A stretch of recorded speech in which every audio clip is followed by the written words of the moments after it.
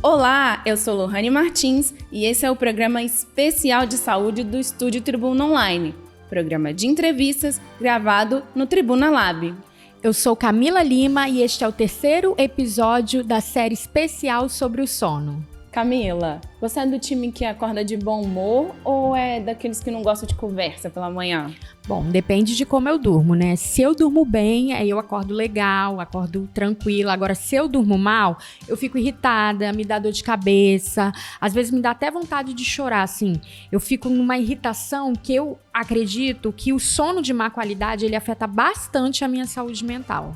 Então, é sobre isso que vamos conversar hoje com a psiquiatra Letícia Mameri, que vai explicar tudo sobre a relação do sono com a nossa saúde mental. Olá, doutora, muito bem-vinda. Obrigada, muito obrigada. Então, doutora, já que a gente está nesse assunto, assim, falando de bom humor, a primeira pergunta que a gente quer saber é: o sono, ele afeta mesmo o nosso humor? Dormir mal pode afetar, dormir bem pode deixar a gente mais feliz? Qual é essa relação? Sim, o sono, ele afeta muito, porque no sono a gente produz dois hormônios, que são dois hormônios, entre eles, né? Ele produz vários, mas os principais, a melatonina e o cortisol. Que é o cortisol, é o corticoide, que as pessoas, né? Quem já tomou corticoide, por alguma razão, algumas pessoas usaram agora em época de Covid, perceberam o quanto que ficaram irritado na época que estava tomando corticoide.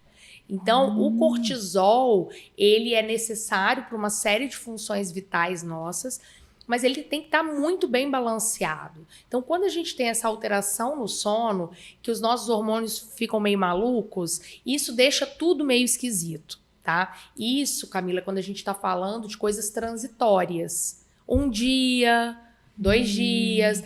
Agora, quando a gente começa a falar disso como rotina, a chance disso funcionar como gatilho para o aparecimento de quadros ansiosos, depressivos e outras doenças psiquiátricas é imenso. E, doutora, então, o sono, dormir mal, né? A insônia, isso pode trazer problemas mentais? Com certeza, porque você dormindo mal constantemente, né? Porque aquela coisa, né? O que vem primeiro, o ovo ou a galinha? Eu tenho a pessoa que dorme mal constantemente e essas alterações que eu falei anteriormente, elas vão impactar e vão abrir os quadros das doenças psiquiátricas, e eu tenho pessoas com doenças psiquiátricas que não conseguem dormir. Então, às vezes, a pessoa começa com um transtorno ansioso depressivo, nunca teve problema para dormir, mas esse transtorno ansioso, ele impacta na hora de dormir. Quais doenças mentais, assim, né, que são mais afetadas pela falta de sono? Então, principalmente os transtornos ansiosos depressivos, né? Que aí eu tô falando de todos os transtornos ansiosos. Transtorno de ansiedade generalizada, transtorno obsessivo compulsivo, síndrome do pânico, fobias. Aí você pega a parte de transtorno de humor, né? Depressão unipolar, depressão bipolar. E, assim, qual que seria esse efeito, assim, do sono no cérebro? Vou te dar um exemplo, doutor. Esse dia eu estava dormindo mal e aí eu fiquei desatenta. Sabe aquela sensação? Eu nunca bebi, mas eu tive a sensação que eu estava meio que drogada, meio, sei lá, meio embriagada, porque meu cérebro ele não estava conseguindo processar, eu estava errando em uma coisa muito simples, mas várias vezes. Uhum. Então, assim, pela essa questão de eu estar dormindo mal há algum tempo, eu tô sentindo um pouco isso. Tem alguma associação assim, dormir mal equivale a beber tantas cervejas, algo nesse tipo? Eu não sei se tem, tá? Eu só tô perguntando. Não, então, que eu saiba não, mas deve ter, porque hoje em dia tem tudo pra tudo, né? E a questão é que o sono, ele é responsável pela fixação de memória. Então, se a gente não chega no sono REM, que é o sono profundo, a gente não fixa a memória. Esse é o grande problema de quem não dorme, ou quem dorme e acorda cansado, ou pior ainda, quem usa medicação para dormir, tipo essas medicaçõezinhas aí que o pessoal gosta de usar, também superficializa o sono e a pessoa acorda cansado e com dificuldade de memória. Você falou sobre as medicações, né? Vamos entrar nessa pergunta que muita gente tem curiosidade, algumas pessoas até usam, é a questão do Rivotril. Ele pode prejudicar as questões das doenças mentais? Ele ajuda realmente no sono? Como que funciona e quais são os perigos dele? Então, a classe do Rivotril é uma classe de medicações que ela não trata ela é paliativo. Então, ela faz um efeito rápido e é barata. Por isso que o Brasil é um dos maiores consumidores, né, de Rivotril. Quando a gente fala de Rivotril, a gente tem que lembrar que Rivotril é primo do Alprazolam, que é primo do diazepam, que é primo do lorazepam, porque às vezes a pessoa fala, não, doutora, Rivotril não, Rivotril é muito ruim, eu tomo só o Alprazolam. Então, assim, é tudo a mesma coisa, tá? E essas medicações, elas têm a sua função social, que é uma função muito importante, que é tirar o paciente da crise. Não é crise de falta de sono, não é crise de insônia, é crise principalmente de transtorno ansioso. Então, a pessoa está com aquela sensação como se fosse uma síndrome do pânico, são essas medicações que tiram da crise. Quando a gente passa ele para de noite, como a gente dorme toda noite, ele passa a ter recorrência de uso. E aí, com a recorrência de uso, a gente faz dependência. Com a dependência, a gente precisa de doses cada vez maiores. Então, e não trata. Você vai tomar uma medicação que você não vai aprofundar sono, que você não vai tratar nada à noite, que vai causar dependência, só que as pessoas são imediatistas e gostam, e às vezes não é nem questão de gostar, né? Às vezes é necessidade de coisas muito baratas, e aí elas acabam indo por esse lado, e pensam, poxa, mas eu tô tomando remédio para dormir, eu tô dormindo. Tá, mas o sono, e vocês já viram com outros colegas que falaram antes de mim, né? O sono, ele tem várias fases, cada medicação age numa fase. A gente precisa de medicações específicas para conseguir entrar no sono REM. Senão a gente não entra, né? O Rivotril, ele age muito parecido com álcool. Por isso, assim, que tem uma correlação. O Rivotril, ele age em receptor GABA, né? Que é um receptor que o álcool age. Então, você dorme. Você só não descansa. É a mesma coisa quando a gente toma um pouquinho mais de alguma coisa, você deita, você dorme com facilidade, mas acorda de manhã moído. E passa o dia naquela aquela né? sensação de que não dormiu. Mas e se a pessoa ficar tomando ele assim a longo prazo, qual é o efeito que vai causar no corpo? Então, a gente tem, além da dependência, né, que eu falei, a gente tem alguns estudos que mostram um risco aumentado de demência. E eu estava até comentando que hoje eu vi um estudo que tirou os viés, porque isso é polêmico, até dentro da psiquiatria. Tem os que amam, os que odeiam. Eu nem amo, nem odeio. Eu entendo que ele tem que ser usado quando é necessário. Não dá para usar do jeito que é usado indiscriminadamente, né? E esse estudo tirou os viés e a evidência de que ele pode realmente induzir quadros demenciais, ela está cada vez mais forte. Além disso, ele pode provocar queda em idoso.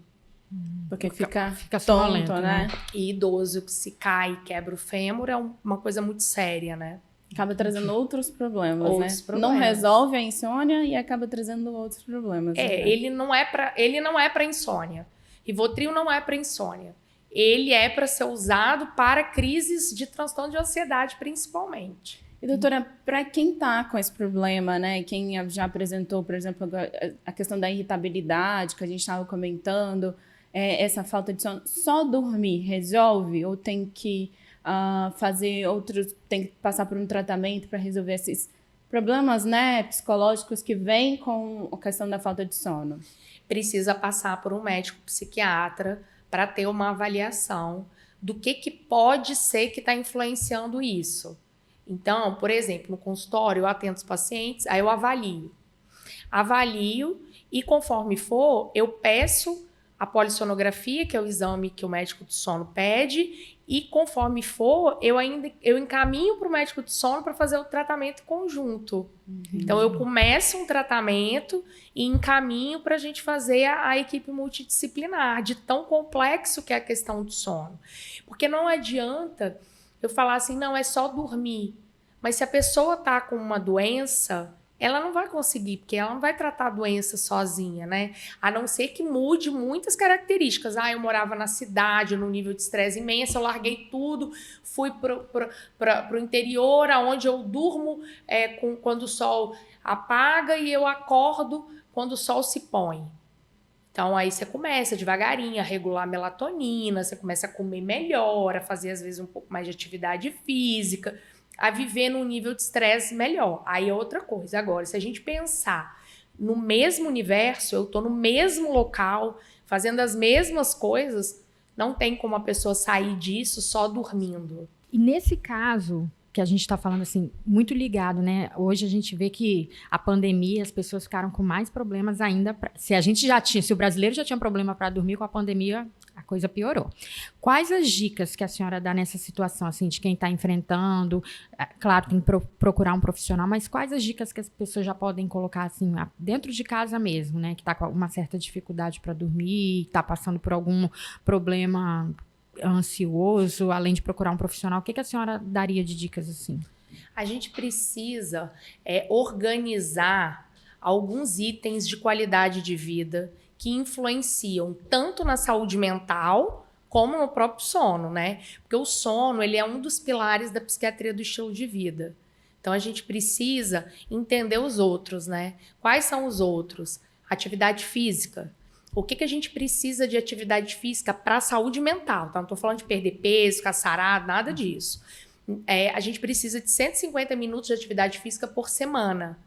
Ah, mas o cardiologista fala que tem que fazer 3 vezes na semana. Tá, o cardiologista tem que ser assim. Pra gente, você quer fazer 150 uma vez por semana? Ó, pode fazer uma vez por semana. Então, para a psiquiatria, que aqui a gente está falando de evidências científicas para a questão da saúde mental. 150 minutos de atividade física por semana. Qual? A que te der prazer. Ah, mas eu não tenho prazer com nada. Alguma coisa você vai ter prazer. Então, assim, qualquer coisa, até às vezes coisa que você não acha que é atividade física. Ah, eu quero fazer yoga. Beleza, tá valendo. Você mata 2 coelhos, faz a meditação junto com a atividade física. Ah, mas eu gosto de fazer pilates, tá valendo. Ah, eu gosto de fazer hidroginástica. Então, assim, te dá prazer? Faz. Às vezes eu falo pro paciente, dá uma caminhada na praia, uma caminhada leve, não precisa acelerar o passo, caminha, olha, vê o mar, respira, né? Então isso é uma atividade física de baixo impacto, mas que para a saúde mental tá ok. A gente precisa de uma alimentação adequada. A gente tem que lembrar sempre da pirâmide alimentar, né? E o mais importante é a gente ter equilíbrio. Então eu não gosto muito de coisas radicais, restritivas, ninguém dá conta de fazer coisa restritiva por muito tempo. Então, quando a gente fala, né, qual é a alimentação? A alimentação baseada em planta, que é plant-based. Nossa, mas aí eu vou virar vegano? Não. A gente pensa na pirâmide alimentar e pensa que a base da alimentação tem que ser essa. Não quer dizer que você não vai comer as outras coisas, você pode comer, mas a maior quantidade da sua alimentação tem que ser de frutas, verduras e grãos. Aí você vai diminuindo. Hoje em dia, a pirâmide é invertida. Sim. Eu tenho um tantinho assim, com essa medicação, com essa alimentação, que não deixa de ser uma medicação, porque hoje a gente já sabe que você é o que você come. Exato. Então, eu brinco com as minhas meninas, falo assim, se a gente deixa a bactéria do nosso intestino feliz, a gente vai ficar feliz. Porque é justamente isso. Verdade. Por que alimentação? Mas, doutor, por que a alimentação tem a ver com isso? Porque a gente tem uma flora bacteriana intestinal que vai produzir mais ou menos 70% da serotonina circulante, que é um neurotransmissor da felicidade. Eles falam que o nosso intestino é o segundo cérebro, né? Exatamente. É o circuito, né? Cérebro-intestino, eixo cérebro-intestino. Então, a gente precisa ter uma alimentação adequada. Outra questão, praticar a espiritualidade. Espiritualidade não é a mesma coisa que religião, mas a gente precisa praticar. Ah, não, eu pratico. Mas você não para um momento no dia, não conversa com alguma coisa, nem que seja com o sol, se você não acredita em nada, né? Isso não é praticar. Então, a gente precisa praticar a nossa espiritualidade. Isso é comprovado. A Associação Brasileira de Psiquiatria, Americana de Psiquiatria, Mundial de Psiquiatria reconhece como um protetor. Ter um hobby. Isso é uma coisa interessante, né? Porque quando a gente se pergunta o que eu gosto de fazer. Nossa, eu acabei de me perguntar isso. Eu gosto de fazer crochê. E você? Então, mas aí você já falou a questão da atividade física, até pegando esse gancho aí. Esses dias eu tava, né, não tava conseguindo dormir, não tava mesmo. Aí eu malhei 2 dias, porque fazia mais de uma semana que eu não malhava. Eu dormi, ó. É impressionante. Como a atividade física e o sono. Mas o que você tem que perceber também, Gabriela, é o seguinte. qual é o melhor horário. Você sabe qual que é o melhor horário para você. Pra mim tem que ser de manhã. Porque Pra se mim já você é à noite. fizer à noite, você não dorme. E se você fizer de manhã, você vai ficar Não. o dia inteiro dormindo. Aham, Entendeu? exato. Então, cada pessoa tem, de acordo com o bem-estar dela, um momento ideal. Algumas pessoas, a atividade física à noite tira o sono, tá? Outra questão, evitar ao máximo, o ideal é não fazer uso de álcool e outras drogas. Por causa daquilo que a gente falou do álcool, né? Superficializa o sono. E aí eu vou além. Cafeína. Seja no cafezinho nosso de cada dia. Tá Doutora, mas ouvindo, você né, não- O Lohane? sono e a cafeína estão sempre ali, ó. Doutora, mas você não toma café? Tomo, eu adoro café, mas eu tomo um cafezinho de manhã e um de tarde no máximo. Quando eu tô no consultório, minha secretária já sabe, ela leva café pra mim até 4 horas da tarde. Passou de 4 horas da tarde, ela me leva chá. E chá, gente, não é chá verde, chá mate, que dá no mesmo, tá? Chá, camomila, chazinho, porque eu entendo que a higiene do sono, que é o que eu quero entrar agora, ela vem daí. Então, a gente precisa ter, além desses itens, uma boa higiene do sono. Então, eu preciso ter o horário para eu ir me preparando para dormir, para eu poder mostrar para o meu corpo que eu tô desacelerando. Porque uma coisa interessante, eu durmo bem cedo, tá? É porque cada um tem um tipo de dormir. Eu sou uma dormidora diurna, então eu durmo bem cedo. E então 8h30, 9 horas no máximo, as crianças dormem, eu já tô dormindo. Se eu tiver uma aula à noite, ou um curso à noite, eu tenho muita dificuldade para dormir depois. Eu falo que eu fico pilhada, então eu fico no ritmo, eu tenho um horário que eu tenho sono. Passou aquele horário, acabou.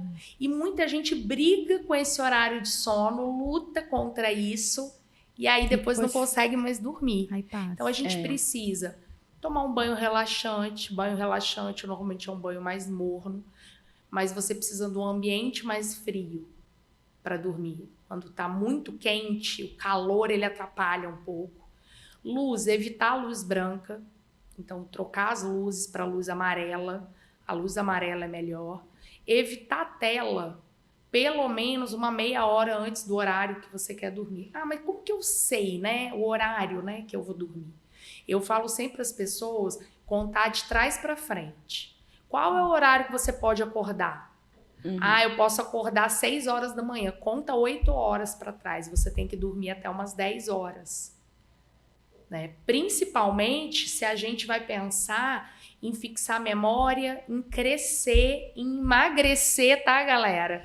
Porque o GH, ele age meia-noite, mais ou menos. E o GH só age quando a gente tá em sono REM. Vixe. Então, Meu GH não tá agindo. Às vezes a gente tá com dificuldade para emagrecer, não cresce. Às vezes uma criança que não cresce, não fixa a memória, porque você tá passando o horário que você já precisa estar dormindo. Então, para você meia-noite ter esses efeitos, tem que estar dormindo até umas 10 e pouco. E você falou sobre essa questão da higiene do sono, né? Saiu uma pesquisa recente falando sobre a relação das dívidas, dos problemas, né, com o sono. E muitas pessoas, a gente vê muitos relatos das pessoas que ficam ali pensando sobre o problema, tentando resolver o problema, o que atrapalha demais o sono. Às vezes até já deixou o celular desligado, mas ele tá deitado na cama e pensando, quando vê já passou horas e tá pensando. Como ajudar essa pessoa também, doutora? Então, a pessoa, para chegar nesse ponto, para ela ter um grau de ansiedade tão alto a ponto de atrapalhar a função dela, que é dormir, então tá disfuncional, ela tem uma doença, ela precisa tratar. Então, ela precisa tratar o transtorno ansioso, tá? Isso é o primeiro ponto. Mas aí eu vou dar uma dica que, assim, acho que dá para aplicar até hoje mesmo, quem estiver precisando. Eu tenho 2 meninas, né, gêmeas, Maria Antônia e Maria Elisa, elas têm 9 aninhos. Eu tenho uma que é uma dormidora diurna, tipo eu. Dorme cedo, dorme rápido, dorme em qualquer lugar. Se ela tiver aqui der sono, ela dorme na Meu cadeira. sonho. Gente, é uma coisa impressionante. Dorme embaixo da mesa de restaurante, tudo. A outra é uma luta. A outra, se eu não colocar pra dormir, ela não dorme. E pra dormir é uma luta. E aí ela fica assim, mamãe, vem aqui. Aí eu vou. mamãe, eu tava pensando. E aí eu percebia que ela pegava o troço lá na cachola de coisa que aconteceu há 3, 4 anos atrás. Aí eu falei, filha, deixa a mamãe te falar uma coisa. Gente, a hora de dormir não é hora de pensar. Essa é a máxima. Não é, sabe? Porque você não vai fazer nada naquele horário. Você não tem como fazer nada naquele horário. Então, de que adianta eu pensar? Só vai atrapalhar o sono. Só vai atrapalhar. E aí, eu tenho uma tática que eu uso. Ah, então tá? ensina que eu tô precisando. Porque eu sou o tipo da pessoa que eu não consigo não pensar em nada. Ah, sou eu. Eu não sei, pra mim é lenda, entendeu? Quando as pessoas falam, nossa, não pensar em nada, eu falo é lenda. É igual quando fala que a criança dorme a noite toda. Pra mim isso é lenda. Nossa, é super lenda. É lenda, é muita lenda. Eu falo, gente, isso é lenda. É igual cabeça de bacalhau, é lenda. Igual esse negócio de que dormir igual um bebê. Não, Oi? Não como existe. Assim, né? Pra mim também não existe. E olha que eu testemunho em dose dupla. Então, esse negócio é lenda. Eu não consigo ficar sem pensar. Como eu não consigo ficar sem pensar, pra não me atrapalhar a dormir, eu penso em algo que já aconteceu. E algo que já aconteceu e que foi bom. Isso é uma boa dica. Então, o que eu faço? Vocês vão rir de mim, vai parecer uma coisa brega, mas... todo dia, quando eu vou dormir, depois de fazer minhas orações, claro, né? Isso é uma coisa que me ajuda demais. Depois que eu faço minhas orações, eu lembro do dia que eu conheci o meu marido. Que bonito! A roupa que eu tava usando, como que foi. Foi engraçado que esses dias as meninas perguntaram pra ele, papai, conta pra mim como você conheceu a mamãe. Aí ele, aqui, sua mãe sabe contar essa história melhor do que eu. Mas é porque eu repito mentalmente todos os dias isso na minha cabeça, então eu não vou esquecer nunca. Quantos anos de casado? A gente tem 13 anos de casado, mas a gente tá junto já tem quase 20, né? Nossa, já faz bastante tempo pra lembrar. Aí eu lembro a roupa que eu tava, o que aconteceu naquele dia, o que eu conheci ele na rua, o que eu fui fazer na rua, como que foi... Aí, quando eu dou por mim, eu já tô dormindo. Mas você pode lembrar de outra coisa, um passeio legal que você fez num parque. Sempre algo que já aconteceu. Porque senão você faz a projeção da ansiedade, acaba sendo, você não pensa na dívida, mas você pensa numa coisa que vai acontecer daqui a um ano. Sim. Já aconteceu e que foi bom. Porque senão também você fica remoendo algo ruim que aconteceu, que também você não tem como mexer. Então, essa é a minha dica prática, é o que eu faço, tá? Muito boa, gostei. Gostei, vou adotar. Olha, doutora, a gente ficaria aqui horas batendo papo, mas infelizmente, né, a gente sabe que o tempo aí, né, a senhora é médica, vários compromissos, a gente não pode, mas vamos trazê-la em outra oportunidade. E foi um prazer te receber aqui, falar sobre esse tema, né, que muitas pessoas hoje a gente, infelizmente, está enfrentando esses problemas, né, saúde mental, sono e tantos outros, mas eu acredito que vai ajudar muita gente. Muito obrigada, tá? Contem sempre comigo, sempre que vocês precisarem, para a gente falar de qualquer coisa, eu tô aí, podendo dar essas dicasinhas, né? Tô com vocês. Muito obrigada. Estamos chegando ao fim de mais um episódio do programa especial de saúde do Estúdio Tribuna Online. Esse é o nosso 3º episódio da série especial sobre o sono. Você pode assistir a este episódio e aos outros no site do Tribuna Online, no canal do YouTube e nos principais tocadores de áudio.